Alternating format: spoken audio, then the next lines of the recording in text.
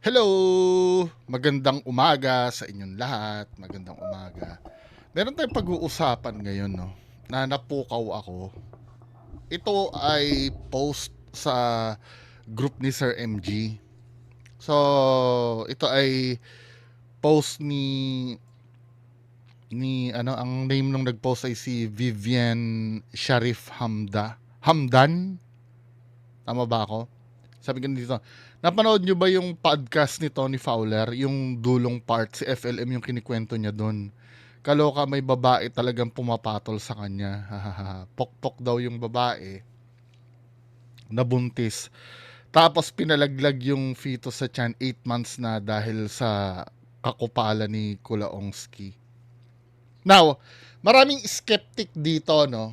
Dito sa post na to. Tinanong ko nga ako anong timestamp. Mamaya papanoorin natin. Maraming skeptic dito, may mga nagsasabi na, si FLM papatulan. Doon sa part na papatulan si FLM, totoo yun. Kasi meron naman tayo na feature dati dito na na babae na talagang patay na patay kay Sir Norman Mangusin. Yung taga-Alabang yun, di ba? Papakita ko sa inyo saglit ha, para makita nyo. Kasi marami nagtataka, totoo ba na may papatol kay, ay nako, maniwala kayo sa akin. Ito yung isang proof, no?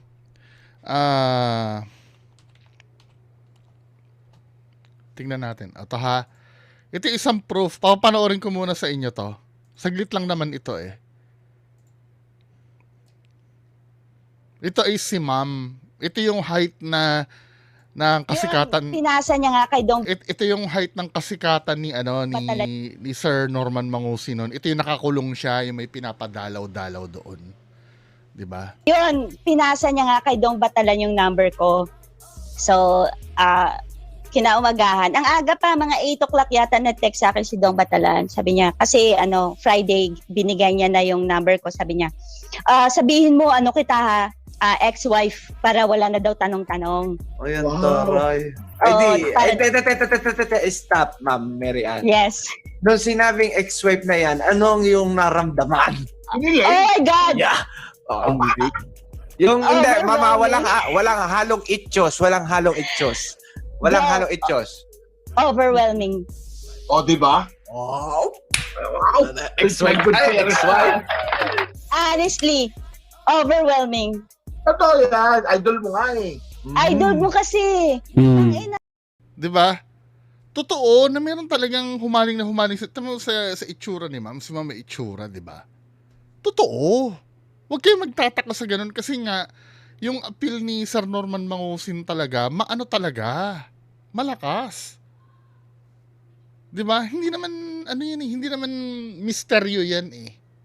I don't know dahil kaya nga tinatanong ko kayo minsan eh na paano nangyayari 'yon? Ano 'yung talagang may ba to? May orasyon ba tong taong to or siguro do sa aray ba no? Mga babae, let's be honest. Siguro kung hindi nyo kilala kung ano yung mga naging kaso ni FLM, kung talagang totoo na siya ay matulungin, siya ay totoong hindi sa pagkakakilala natin sa mga panahon ngayon, feeling ko may in love kayo eh. Yung dating kasi, di ba? I don't know. Ito yung living proof na meron talaga. May talagang, kasi nakikita ko dito sa post, parang hindi naniniwala eh. Itong link nito, no, matatawa kayo dito sa istorya ni ma'am. Ilalagay ko yung link nito sa comment section. Meron naman talaga, meron. Now, meron ditong argument din na ni Race, yung tinutukoy ba ni Tony Fowler, kung totoo daw yan, di sana daw niyabang na daw ni FLM. May nabasa ako dito eh. Yan sabing ganun. Kung totoo yan, niyabang na ni Kulaong yan. Off for me, sabi niya ganun. Ito naman ang tanong ko, hindi niya iyayabang yan dahil masama yung nangyari eh. Pero mo nagpalaglag ng pagka negative, hindi mo talaga iyayabang yun. Di ba? Marami din tayo natuklasan na hindi niya niyabang eh. Now, hindi ko sinasabing totoo yung istorya ni Tony Fowler kasi hindi ko pa napapanood as of now. kapapasa lang sa akin nung nung timestamp eh. Ito, finorward sa akin timestamp dito. 1 hour and 43 minutes. So, sabay-sabay natin panoorin mga men ha. Kung ano ba talaga sinasabi. Ito ay nag-ugat nung February 24, di ba? Na-aresto si Sir Norman Mangusin. Saktong-sakto, nag-post si Tony Fowler. So, nag-speculate yung mga tao na si FLM yung tinutukoy. Sabi dito, deserve mo yan ang makulong. Naalala mo ba, friend ko? Nabuntis mo, di ba? Tapos ika 8 month, pinalaglag nyo, 1 buwan na lang, hindi mo pa naantay, tang ina ka. Yan ang post ni Tony Fowler. Ayan yan, deserve mo yan, bla. Tapos ito yung malala istorya niyan, wala na atang kaluluwa yan. So, now, do sa podcast, malalaman natin yung kabuuan ng istorya nun. Dito sa podcast ni, tandaan nyo wala pa siyang mini-mention kung anong name yon, kung sino yon. Hindi pa natin alam, FLM ba yon? Kasi lahat ng naririnig natin, speculations na si FLM eh. Diba? Kahit yung mismong nandito sa group, hindi rin makapaniwala na si FLM. Do sa part na, may babaeng pumapatol, obviously, pinakita ko sa inyo yung evidence. Pero din sa, kung totoo ito nagpalaglag na etc., hindi natin alam. Kasi, unang-una, hindi nga pinangalanan ni Tony Fowler. So, ito yung, ito yung podcast na yon ni Think Talk Tea. Think Talk Tea. Sa timestamp na 1 hour 43 minutes and 33 seconds. Ito yung timestamp po, tingnan nyo. Yan 1 hour 43 30. Dito na magi-start yung regarding do sa post na yon. Play natin to. Internet. Recently, meron kang nasabi, deserve mo yan ang makulong. Naalala mo, friend ko, nabuntis mo, di ba? Tapos, ika 8 month, pinalaglag mo siya 1 buwan na lang, hindi mo pa naantay, tangina ka. Gusto mo bang, di ka Sige. makukulong pag pinangalanan mo to? Huwag natin papangalanan to. Okay, ano yung konteksto nito? Ganito na lang. Ikukwento ko siya na may mga parang characters sila sa isang Okay? Teleserye? Oo. Pero Kilala ba ito ng mga description, tao? Kasi baka naman, post na kilala post nila ka. yan. Kilala nila yan. Oo. Baka klase mo nung grade 6? Or... Hindi. Hindi yan yung parang personal ko lang. Kilala yan sila. Sige. Oo. Pwedeng hindi masyadong iba, pero more on kilala. Okay. So, ganito yan. Meron akong isang, yung ngayon na muna, sa present. Meron akong isang friend na hindi kaputian. Tapos meron din akong, yun nga, yung tinutukoy ko na nakulong na hindi rin siya kaputian. At sila ay nagkakaroon ng kagulo-gulo sa internet na pare silang mga makukutim. Oy, di ba? Yung isa hindi daw maputi, yung isa hindi rin maputi. Para silang makukutim daw. Whatever, no? Ang balat. Okay? Tapos, Okay. ngayon, naipakulong yun ng friend ko, ng malapit ko kaibigan na makutim, yung isang makutim. Okay. At nag-trending yun. A and B. A A and B. Okay. Si Itim. Si Mac. Nadulas eh. Si Mac. Okay, itago na sa pangalang Mac. Makagago. Nadulas siya si Mac. Yung isang makutim. Okay. At nag-trending yun. A and B. A and B. Oo. Okay. Si Itim 1, Itim 2. Okay. Si Mac.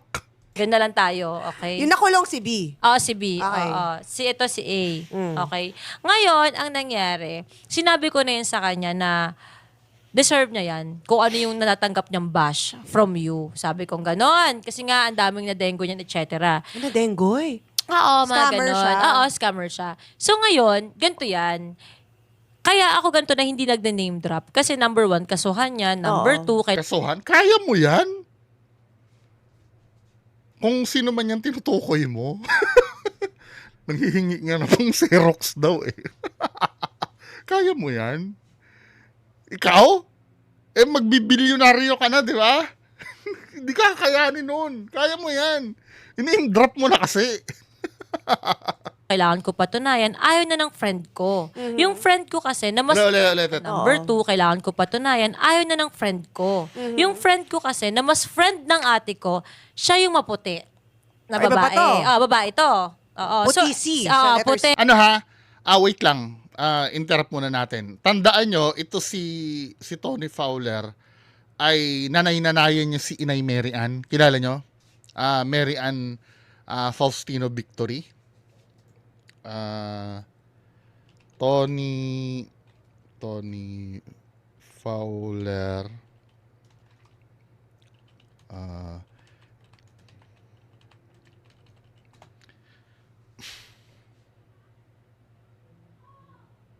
Ayan o. Ano sila niyan? Close sila niyan ni Tony Fowler nun. Ni Inay Mary Ann. Then, di ba, natulfo ito si Inay Mary Ann kasi nga dahil sa, alam mo na, yung hindi networking, parang investment scam. Di ba? Tapos, biglang dininay na ni Tony Fowler. Siguro dumidistansya. Naintindihan ko din naman. Kasi parang kilala talaga si Inay Mary Ann no, na malapit kay Tony Fowler noon. So dahil syempre need niya rin pangalagaan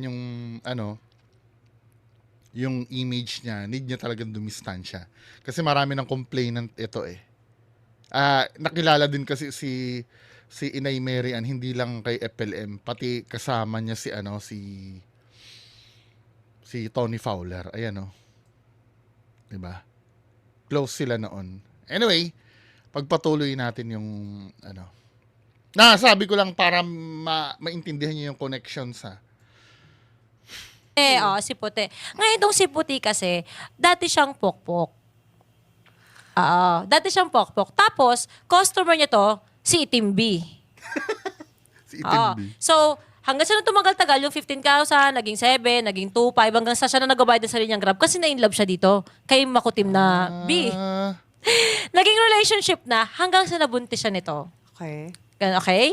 Tapos nung nabuntis siya nito, Ito yata yung kinikwento sa akin ni Jack Patty eh. Pero I'm not so sure. Jack Patty, kung nakikinig ka ha, message mo ako.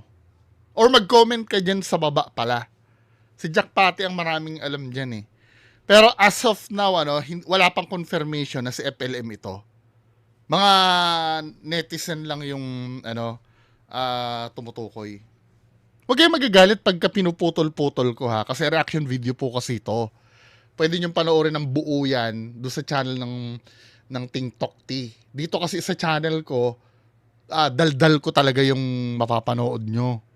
Kasi reaction video po. Nagigets nyo? Kasi may nagagalit eh. Huwag mo na magsalita. Panoorin muna natin. Ayoko nga! sobrang walang pakialam sa kanya itong lalaki na to. Sobrang, basta grabe yung pinagdaanan niya dito, no?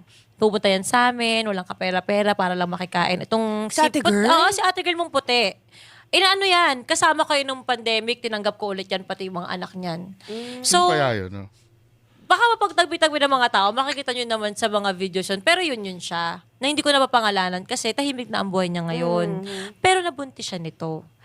So, nung nabuntis siya nito, hindi naging si father na parang itong si Itim B na maging responsable siya. Hasta sinabi niya, kahit mawala yun, wala na akong pakialam dyan. Grabe, no? Wala pakialam, ganun. Hanggang sa sinabi niya, wala talaga akong pera. Bigyan mo ko, nabuntis mo ko, hindi ako makatrabaho, hindi na ako makapokpok, etc. May mga anak din akong existing.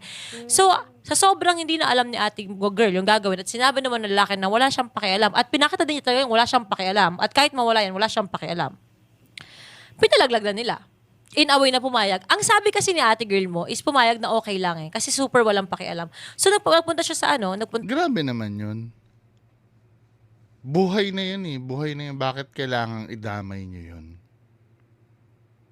Diba? 8 months, man. Daming hindi magkaanak niyan. Yung anak ko nga namatay eh. 4 months eh. Tapos ganyan ang gagawin nyo. Nilaban ko yun. Tapos kayo, ganyan lang. Kaya kung magagalit ang Diyos sa inyo, susunugin yung kaluluwa nyo talaga eh. Kahit buhay pa kayo eh. punta siya sa palaglagan, ipinalaglag ni ate girl mong puti, yung 8 months niyang ipinagbubuntis. Doon kaya sabi ko, putang ina ka. Sabi niya, wala na siyang pakialam eh. Kahit ilaglag Kahit ko daw, na. doon na daw eh.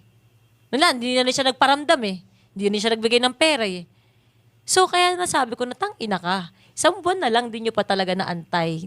Wala eh. Well, Tapos pababa ng pababa yung sustento, ano. Sana ba yun? Ulitin nga natin yun yung part na yun. Naantay, tangina ka. Yung parang, Di ka Sige! makukulong pag Ah, pinangalanan mo to? huwag natin papangalanan to. Characters sila. Oo, kasi baka naman post na Kilala post nila ka. yan. Kilala nila yan. Kilala yan. Putian. Tapos mayroon din akong, yun nga, yung tinutukoy ko na nakulong na hindi rin siya kaputian. At sila ay nagkakaroon ng kagulo-gulo sa internet na pare silang mga makukutim ang balat. Okay? Tapos, Okay. ngayon, naipakulong yun ng friend ko, ng malapit ko kaibigan na makutim, yung isang makutim. Okay. At nag-trending yun. A and B. A and B Ah, tayo. mayroon sana ako, may mas Si, nga si pala. itim 1, itim 2. Okay. Ganun na lang tayo. Okay? Yung nakulong si B. Oo, si B. Okay. Oo. Ito si A. Mm. Okay. Ngayon, ang nangyari, sinabi ko na yun sa kanya na deserve niya yan kung ano yung natatanggap niyang bash from you. Sabi kong ganon. Kasi nga, ang daming na-dengue niyan, etc. Ano, Dengoy? Oo, mga Scammer ganon. siya. Oo, scammer siya. So ngayon, Scammer. ganito yan. Kaya ako ganito na hindi nag-name drop. Kasi number 1, kasuhan niya. Number 2, kailangan ko patunayan. Ayaw na ng friend ko. Yung friend ko kasi, na mas friend ng ate ko, siya yung maputi. Na Ay, iba pa babae. to? Babae to.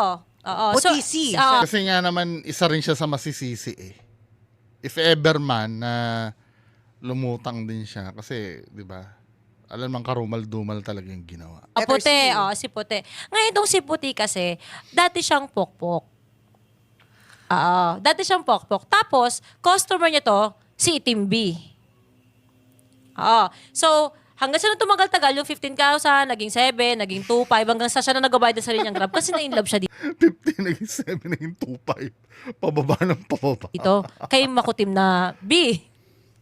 Naging relationship na hanggang sa nabuntis siya nito. Okay. Okay? Tapos nung nabuntis siya nito, sobrang walang pakialam sa kanya itong lalaki na to. Sobrang, basta grabe yung pinagdaanan niya dito. No? Pupunta yan sa amin, walang kapera-pera para lang makikain. Itong Si ate girl? Oo, si ate girl mong puti. Inaano yan, kasama kayo nung pandemic, tinanggap ko ulit yan, pati yung mga anak niyan.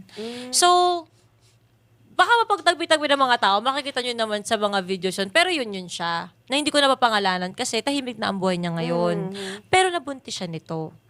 So, nung nabuntis siya nito, hindi naging si father na parang itong si Itim B na maging responsable siya. Hasta na sinabi niya, kahit mawala yun, wala na akong pakialam dyan. Sa bata? Wala pakialam, ganun. Hanggang sa sinabi niya, wala talaga akong pera. Bigyan mo ko, nabuntis mo ko, hindi ako makatrabaho, hindi na ako makapokpok, etc. May mga anak din akong existing. So, sa sobrang hindi na alam ni ating girl yung gagawin at sinabi naman ng lalaki na wala siyang pakialam at pinakita din niya talaga yung wala siyang pakialam at kahit mawala yan, wala siyang pakialam.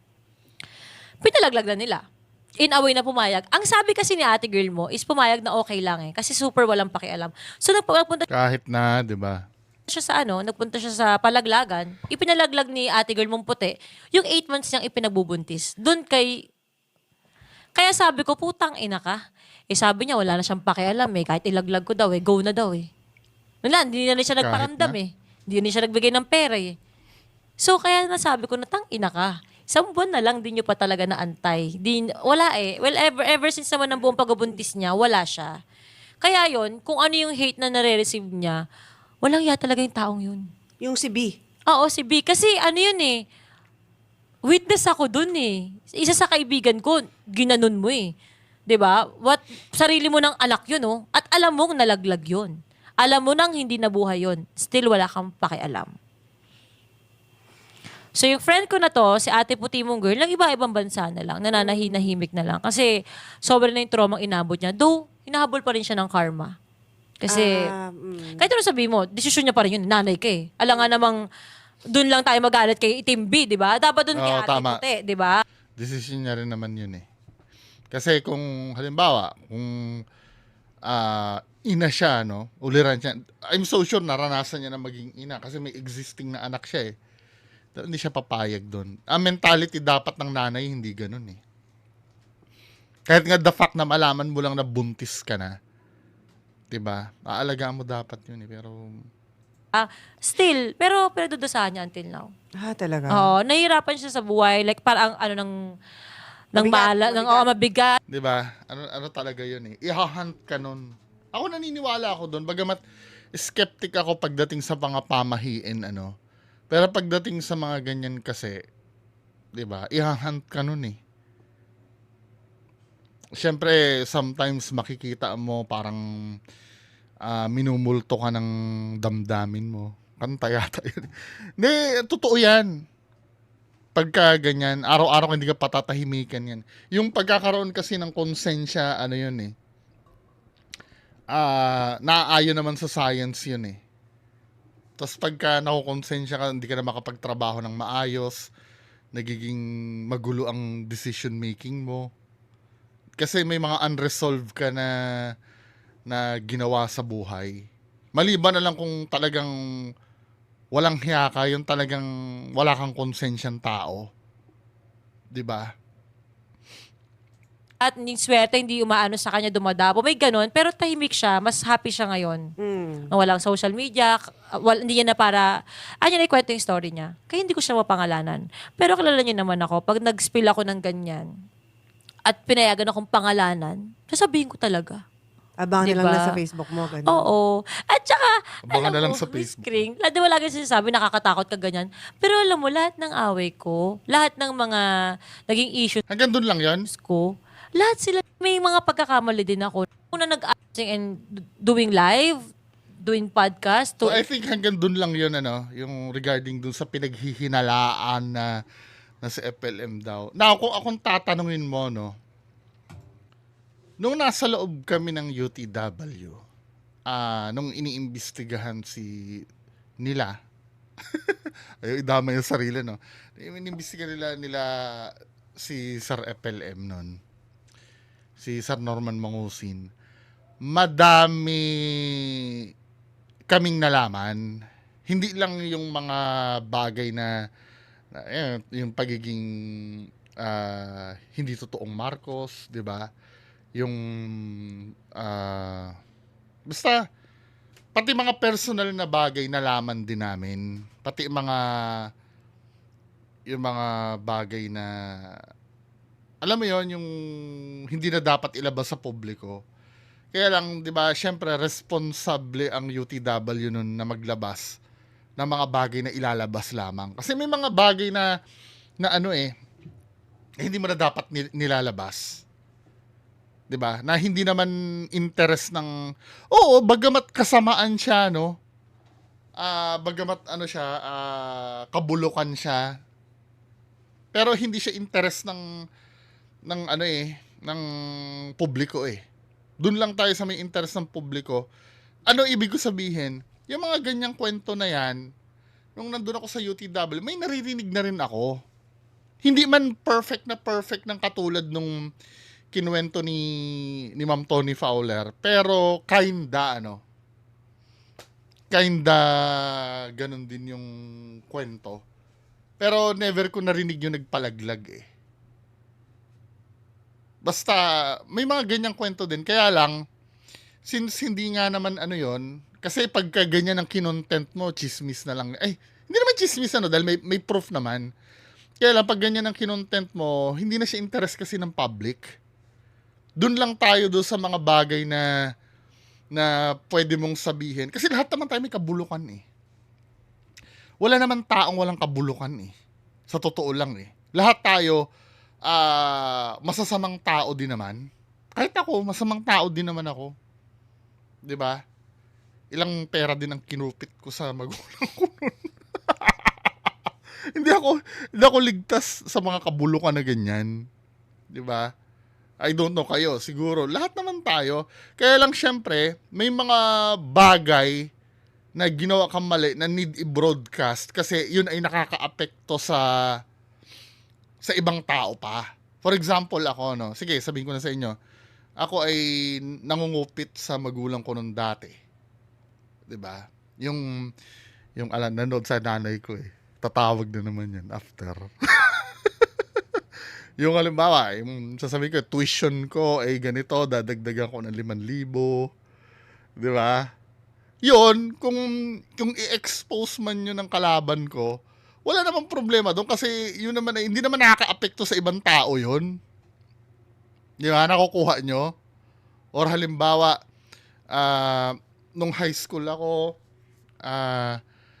nilagyan ko ng sili yung pagkain ng kaklase ko. Yung mga ganung bagay, yung mga walang kakwenta-kwenta. 'Di ba? Pero kung ang i-expose nyo sa akin, alam mo yan si Bungo, nagpapa-invest yan ng ano, Ponzi scheme.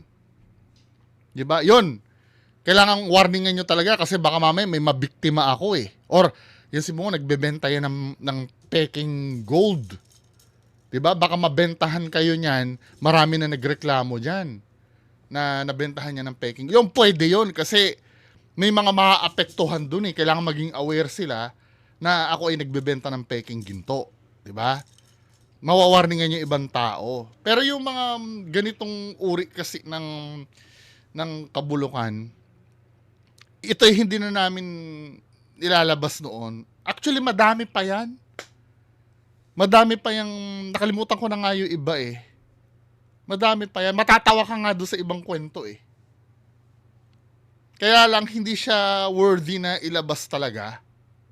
Now, kung tatanungin nyo ako, naniniwala ka ba dun sa sinabi ni Tony Fowler na si FLM yon? Base sa mga narinig ko in the past 6 years, pwede. Pwede. Kaya lang, yun nga, wala tayong proof. Walang gustong magsalita. Pero kung pagbabasihan ko yung the way pwede. Pwede siguro.